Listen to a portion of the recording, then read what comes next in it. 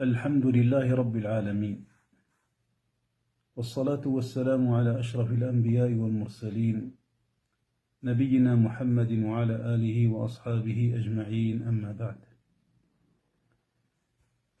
فمما ابتلي به كثير من أهل الاستقامة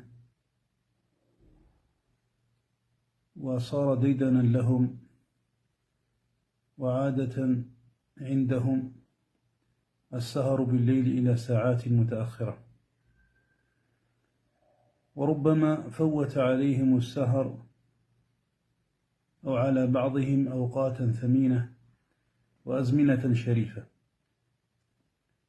ومن هذه الأوقات الجلوس بعد الفجر للذكر حتى تطلع الشمس، والذين اعتادوا الجلوس بعد الفجر حتى الطلوع لذكر الله سبحانه وتعالى أو لطلب العلم يجدون راحة وانشراحا وقوة سائر يومهم، وذلك لأنهم قد حصلوا البركة التي أخبر عنها النبي صلى الله عليه وسلم في قوله: بارك الله لأمتي في بكورها، رواه الترمذي وحسنه، كذلك رواه ابن حبان.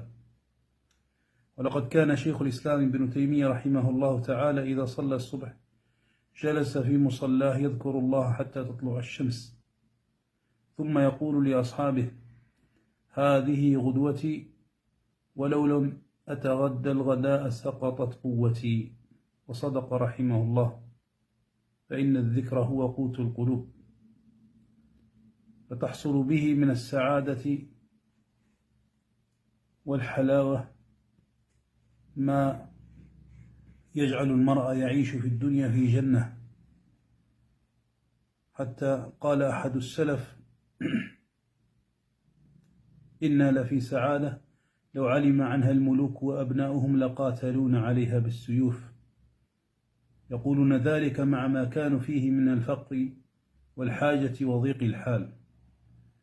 وقد كان سيد الخلق وأعرف الناس بربه عليه الصلاة والسلام إذا صلى الصبح تربع في مكانه وجلس يذكر ربه حتى تطلع الشمس بيضاء نقية.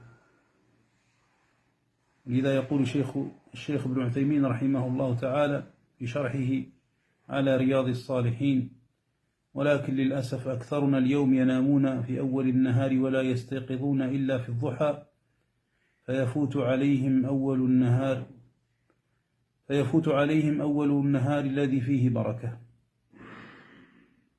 فاحرصوا إخوتي في الله على ذكر الله سبحانه وتعالى في هذا الوقت الشريف، لمن استطاع إلى ذلك، فهو وقت غنيمة ووقت نزول الأرزاق وحلول البركة. اللهم أعنا على ذكرك وشكرك وحسن عبادتك، والحمد لله رب العالمين، والصلاة والسلام على نبينا محمد وعلى آله وأصحابه أجمعين.